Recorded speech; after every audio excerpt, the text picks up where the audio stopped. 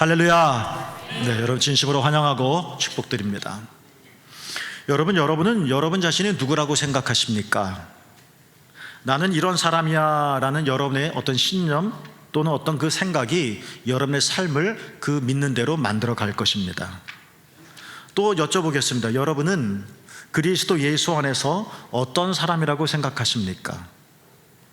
본래의 나 말고, 원래의 나 말고, 날 것의 나 말고 그리스도 예수 안에서 나는 누구인가 라는 우리의 이 신앙 고백이 여러분의 신앙생활에 색채를 입힐 것입니다.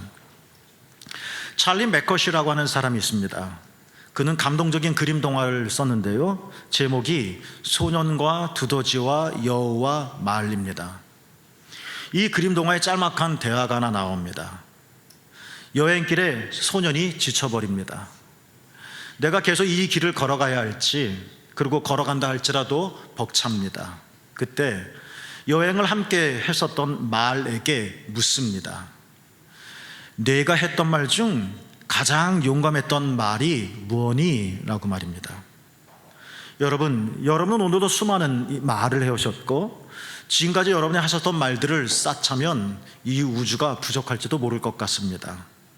지금까지 여러분이 하셨었던 말들 중에 가장 용감했던 말이 있다면 여러분은 어떤 말을 선택하시겠습니까?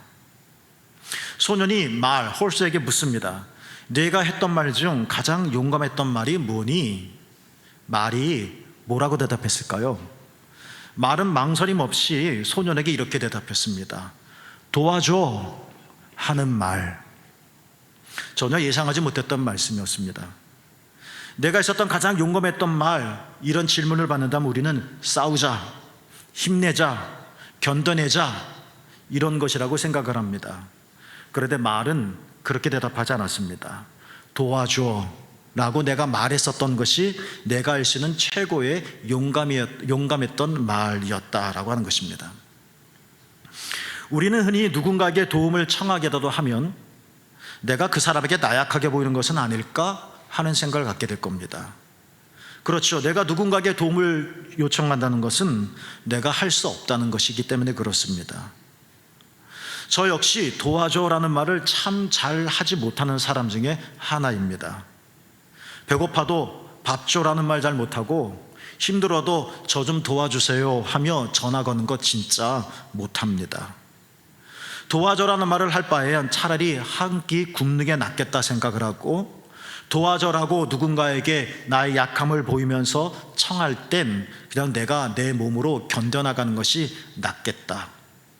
이것이 자존심의 문제인지 아니면 진짜 내가 나약하게 보이는 것을 거부하는 것인지 똑같은 말이겠죠?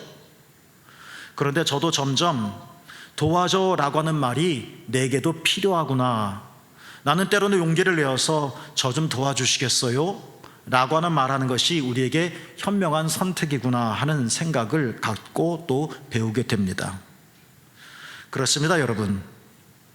누군가에게 도움을 구하는 것은요, 나약함이 아닙니다. 누군가 도와주세요 라고 누군가에게 부탁하는 것은 그것은 내 포기가 아닙니다. 어쩌면 그것은 내가 어떻게든 삶을 바르게 살아내겠다고 하는 용기라고 말할 수 있을 것 같습니다. 내가 했던 말 중 가장 용감했던 말이 뭐니? 도와줘 라는 말입니다. 여러분은 도와주세요 라고 부탁하신 적 있으십니까? 물론 시기와 때, 장소, 내용 구별 없이 철부지처럼 도와줘 해서는 안 되겠지만, 진짜 해야 할 순간에 우리는 도와줘 라는 말을 할 수 있을까요? 오늘 신약성경 말씀은 바울이 그리스도인이 누구인지에 대해 설명한 가장 위대한 선언 중에 하나입니다. 함께 읽어보겠습니다. 시작. 그로부터 이제부터 너희는 외인도 아니요 나그네도 아니요 오직 성도들과 동일한 시민이요 하나님의 권속이라. 아멘. 바울이 우리가 이전에는 어떤 사람이었는지 쭉 설명합니다. 그러나 그리스도 안에서 우리는 어떤 사람인지, 어떻게 되었는지에 대해서도 바울은 믿음의 고백들을 계속합니다. 그리고 2장 거의 결론에 다가와서 말하기를, 그러므로 결론이죠. 이전에 수많은 교리적인 설명, 그다음에 체험의 고백들이 있었는데, 그러니까 결론이 뭡니까? 이제부터 너희는 외인도 아니다, 외국인이 아니란 이야기입니다. 이제부터 너희는 누구냐? 오직 성도들과 동일한 시민이요, 새 번역에는 백성이요 라고 번역이 되어졌습니다. 바울은 자신의 종교 체험과 그리고 자기가 배운 여러 가지 신학적인 고찰 속에서 결론적으로 말합니다. 그리스도인 누굽니까? 여러분은 누굽니까? 바로 우리는 외국인이 아니라 하나님의 백성이라는 것입니다. 따라해 보겠습니다. 나는 하나님의 백성이다. 오늘 저는 그렇다면 하나님의 백성은 어떤 사람인가에 대해서 두 가지로 좀 생각해 보고 여러분과 좀 나눠보려고 합니다. 먼저 구약에 있는 말씀을 먼저 드리겠습니다. 출애굽기 19장에 보면 하나님께서 시내산에서 이스라엘 백성들과 언약을 맺습니다. 시내산 언약이다 라고 말합니다. 하나님은 이 언약을 통해서 너희는 어떤 존재인지 알려주십니다. 동시에 하나님은 이 언약을 통해서 나는 하나님이죠, 너희에게 어떠한 존재인지도 설명해 주십니다. 출애굽기 19장 5절 6절에 의하면 하나님과 언약을 맺은 이스라엘 사람들은 하나님 앞에서 이제 어떤 존재가 되옵니까? 그들은 하나님의 소유요, 하나님의 제사장 나라요, 하나님의 거룩한 백성이 되었다라고 언약을 통해서 설명합니다. 이전까지 이스라엘 백성들은 탈출한 사람들이었습니다. 마치 억압에서 나온 사람들, 그냥 해방 공동체였습니다. 그들은 꼬재재였습니다. 정신없이 애굽에서 나왔으니까. 홍해를 건넜지만 아직 안심이 되지 않았습니다. 바로가 언제 쫓아올지 모르는 두려움에 있었습니다. 홍해를 건넌 후 그들은 사흘 길을 계속 광야를 걸었습니다. 그리고 도착한 것이 시내산이었습니다. 정확히는 알 수 없지만 대략 이스라엘 사람들이 시내산에 1년을 머물렀습니다. 이제 그들은 초조한 마음을 내려놓고 두렵고 떨리는 마음을 가다듬고 얼굴도 씻습니다. 옷 매무새도 새롭게 합니다.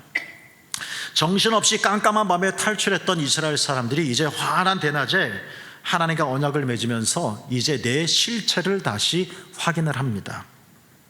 하나님은 이스라엘 사람들에게 말합니다. 얘들아, 너희는 그저 허겁지겁 도망친 사람들이 아니다. 너희들은 단순히 억압에서 자유를 찾은 사람만이 아니다. 너희들은 하나님의 소유이고, 너희들은 제사장의 나라이고, 너희들은 하나님의 거룩한 백성이 되었다. 사람은 똑같은 사람이고 민족은 똑같은 민족이었는데 그 정체성이 더 깊어지고 달라졌습니다. 이 말씀 속에서는 하나님 앞에서 이스라엘 사람들이 이런 존재이니까 똑같이 뒤집어 보면 하나님은 이스라엘에게 이런 존재다 하는 것을 알려줍니다.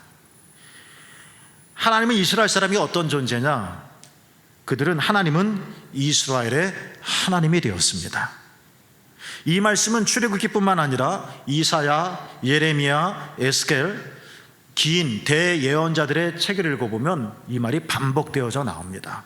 나는 너희의 하나님이요, 너희는 나의 백성이다 라는 말입니다.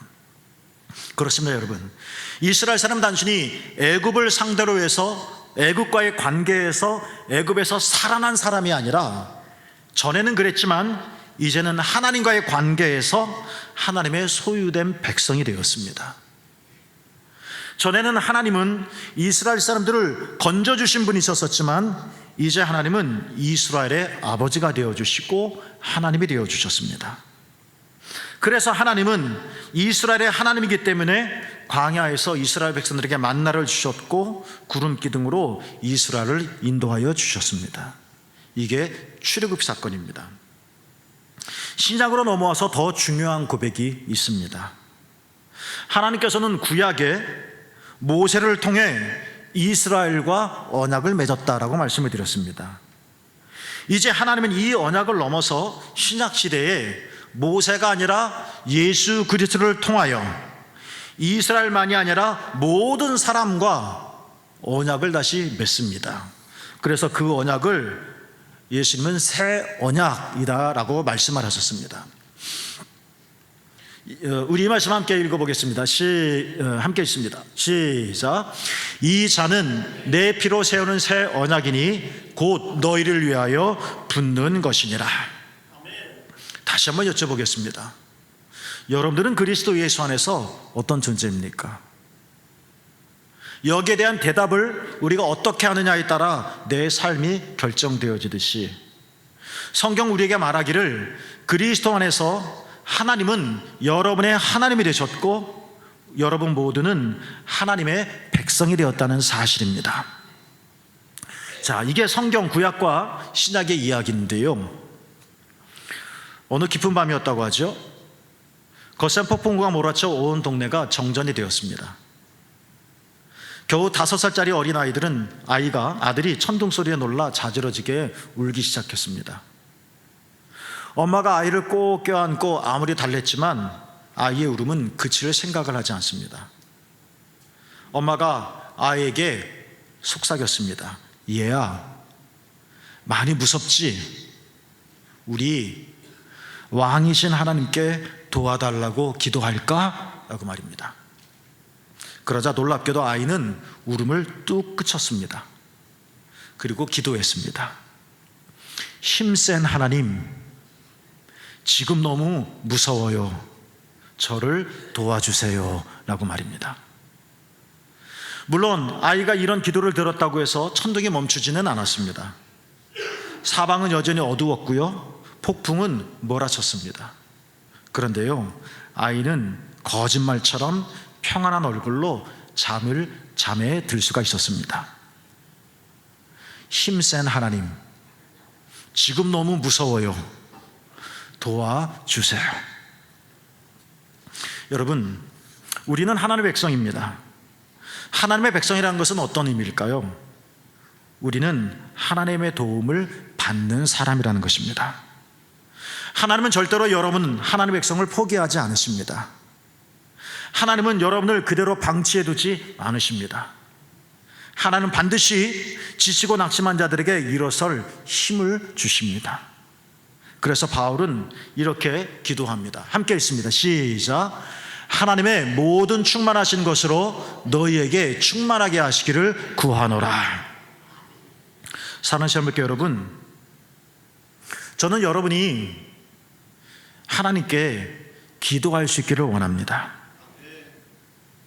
내가 했던 말 중 가장 용감했던 말이 뭐야? 도와줘 라는 말. 진짜 속이 아프면 우린 누군가 찾아가서 손을 잡고 도와줘 라고 말할 수 있어야 되지 않을까요? 이건 부끄러운 것이 아니죠. 우리는 지치고 낙심할 때가 있습니다. 우리는 광야길을 계속 걸어야 할 때도 있습니다. 우리는 나치판을 지참했지만 길을 잃어버릴 때도 있습니다. 그런데요, 하나님은 여러분의 하나님이십니다. 그리고 여러분은 하나님의 백성입니다. 그때 여러분 하나님께 기도해 봅시다. 혼자 끙끙 앓지 마시고, 혼자 짓이기고 억지로 애써 사시려고 하지 마시고, 여러분 모두가 하나님 앞에 나가 기도하시기를 원합니다. 하나님 도와주십시오. 여러분 그렇게 한번 기도해 보십시오. 우리가 하나님께 도움을 구할 수 있고 우리가 하나님께 도움을 구해야 하는 것은 하나님의 백성, 하나님의 자녀로서 마땅한 권리인 것입니다. 아무것도 모르는 꼬마아이가 힘센 하나님, 지금 너무 무서워요. 도와주세요. 근데도 하나님은 들어주셨습니다. 오늘 우리들이 힘겨워하는 것은 뭔가요? 오늘 우리들의 삶을 구석으로 몰아가는 천둥 소리는 무엇이고 거센 폭풍우는 무엇인가요? 사랑하는 시험을게 여러분, 하나님이 계십니다. 그리스도 예수 안에서 여러분 모두가 다 하나님의 백성이라는 사실을 기억하십시오. 그리고 하나님께 기도합시다. 하나님 도와주십시오. 하나님 도와주십시오. 하나님은 여러분을 도우실 것입니다.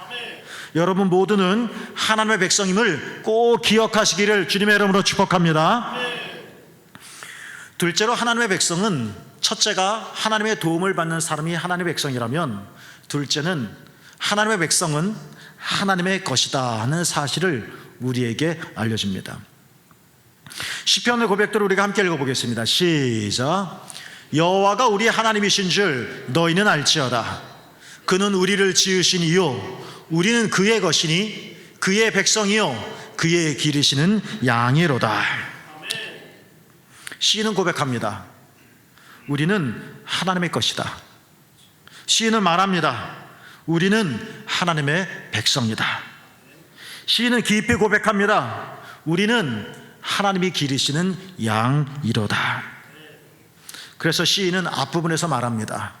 하나님이 이런 하나님이시니 여러분 그 하나님을 생각하자고 말입니다. 우리의 하나님이신 줄 너희는 알지어다 라고 말입니다. 제가 좋아하는 신학자가 한 명 있습니다. 독일의 위대한 신학자인 디트리히 본 페퍼입니다. 그는 젊은 나이에 나치 정권에 저항하다가 순교를 당합니다. 많은 사람들이 말하기를 보네퍼가 살았다면 신학계가 바뀌었을 거다라고 말한 것처럼 그는 정말 대단한 신학자입니다. 또 정치적인 사람이기도 했습니다. 나치 정권에 대항했으니까요. 뿐만 아니라 보네퍼는 굉장히 깊은 영성가입니다. 보네퍼 책 중에 제가 반한 것이 하나가 있는데 성도의 신도의 또는 신도라고도 번역했는데 신도의 공동생활이라는 제목의 책입니다. 작은 서점에 갔더니 하나 있더라고요. 저는 그 책을 읽으면서 정말 멋지다, 이것이 신앙 공동체다라는 깊은 공감을 한 적이 있습니다. 그리고 그 책의 내용만큼 보네퍼는 영성적으로도 매우 깊은 사람임을 충분히 알 수 있습니다. 보네퍼의 또 위대한 책이 하나 있는데 옥중서신이라는 제목의 책이 있습니다. 그가 나치에 저항하다가 감옥에 갇히게 되어지죠. 굉장히 두꺼운 책인데요, 그 감옥에 수감되었을 때 보냈던 편지, 사색 등을 그 책에 다 담아냈습니다. 부제가 저항과 복종입니다. 이 책에는 그가 수감 생활하면서 쓴 시들이 많이 소개되어져 있습니다. 그런데 이 책 뒷부분에 제목이 나는 누구인가 라는 시가 수록되어졌습니다. 그 시에서 보네퍼는 이렇게 말합니다. 간수들은 나 보네퍼를 보면서 보네퍼는 늘 당당하고 마치 큰 성주처럼 승리한 사람 같아 라고 말하던데, 그러나 보네퍼는 압니다. 그들은 나에 대해서 이렇게 말하지만 사실 내가 어떤 사람인지. 그 시에서 보네퍼는 나는 새장에 갇힌 새처럼 불안해하고 숨을 쉬려고 버둥거리는 자이다. 이 나를 압니다. 사람들은 저 사람은 당당해, 저 사람은 정말 강인해, 저 사람은 승리한 사람이야. 근데 자기는 아는 겁니다. 이 양자의 모순 속에서 그는 시의 마지막 부분에서 이렇게 고백을 합니다. 한 소절을 빼서 여러분에게 소개해드리려고 하는데요, 시의 내용입니다. 나는 누구인가? 내가 누구인지 당신은 아시오니 나는 당신의 것입니다. 이렇게 말을 합니다. 예를 들면 여러분들은 저를 보면서 목사님은 이래 어떤 서술이 있을 겁니다. 그리고 저는 그 얘기를 들을 겁니다. 그러나 저는 압니다. 사실 나는 이렇다는 것을. 여러분이 저를 바라보는 그 서술이 틀렸다는 것은 아니지만 여러분이 알지 못하는 또 다른 나가 있다는 것을. 그렇습니다. 보네퍼는 사형이 확정되고 나서도 그 감옥 안에서 얼마나 당당하고 승리한 사람처럼 살았는지 많은 사람들이 그런 보네퍼의 모습을 보며 공감합니다. 그러나 보네퍼의 이 모습이 다는 아니었습니다. 보네퍼도 살고 싶었습니다. 그도 불안했습니다. 이 사이에서 그는 고민합니다. 하나님, 간수들은 나를 향하여 이렇게 말을 하는데 진짜 나는 누구입니까? 그가 말하는 나가 진짜 나입니까? 아니면 내가 느끼는 나가 나입니까? 여러분은 누구십니까? 나는 늘 승리하는 나입니까? 아니면 사람들은 모르지만 저 그늘진 구석에서 벌벌 떠는 것도 나입니까? 나는 도대체 누구입니까? 보네퍼가 말합니다. 당신은 아시오니, 하나님이죠. 당신은 아시오니 나는 당신의 것입니다. 저는 뉴스를 이제 잘 안 보려고 결정을 했습니다. 뭐 안 보는 것은 아니지만 대폭 줄이려고 합니다. 뉴스에는 왜 이렇게 나쁜 소식이 가득한지, 정치 얘기를 보면 괜히 화가 나고, 이런 사건 저런 사건의 소식을 들으면 걱정이 마음에 가득 찹니다. 그런 뉴스거리는 그냥 한 번 보고 들으면 될 것 같습니다. 두고두고 반복해서 들을 이유는 하나도 없을 것 같아요. 이런 세상 돌아가는 이야기를 들으면 제 마음에 가득 차는 것은 염려와 근심뿐입니다. 밝아진 적이 거의 없는 것 같습니다. 여러분, 또 묻습니다. 그리스도 안에서 여러분은 누구십니까? 성경, 신약과 구약은 우리가 그리스도 안에서 하나님의 백성이 되었다라고 말을 하죠. 우리는 일반인으로서는 세상 뉴스를 보며 세상 돌아가는 것을 들으며 걱정이 마음에 가득 차지만, 그러나 여러분, 하나님의 백성은 어떤 사람입니까? 하나님으로 마음을 채우는 사람입니다. 우리 자연인은 배에 음식을 채워서 에너지를 만들어내는 것에 만족하지만, 하나님의 백성은 우리 마음에 하나님으로 가득 채워나가는 사람이라는 것입니다. 보네포는 세상에 갇힌 새처럼 불안해하고 나도 당신하고 똑같아요, 숨 쉬려고 버둥버둥거리는 자입니다. 이런 걱정이 그 안에 있지만 보네포는 고백합니다. 나는 누굽니까 하나님? 그렇습니다. 하나님, 나는 하나님의 것입니다. 저는 여러분에게 한 가지 좀 제안을 드리고 싶습니다. 한번 해보시겠습니까? 하루에 10분이라도 좋습니다. 10분이 어렵다면 5분도 좋고 7분도 좋습니다. 10분이 아무것도 아니라면 더 늘려도 괜찮습니다. 원하기는 10분 이상 되었으면 좋겠습니다. 여러분, 한번 10분은 그냥 상징적인 숫자이고요, 하루에 한 번씩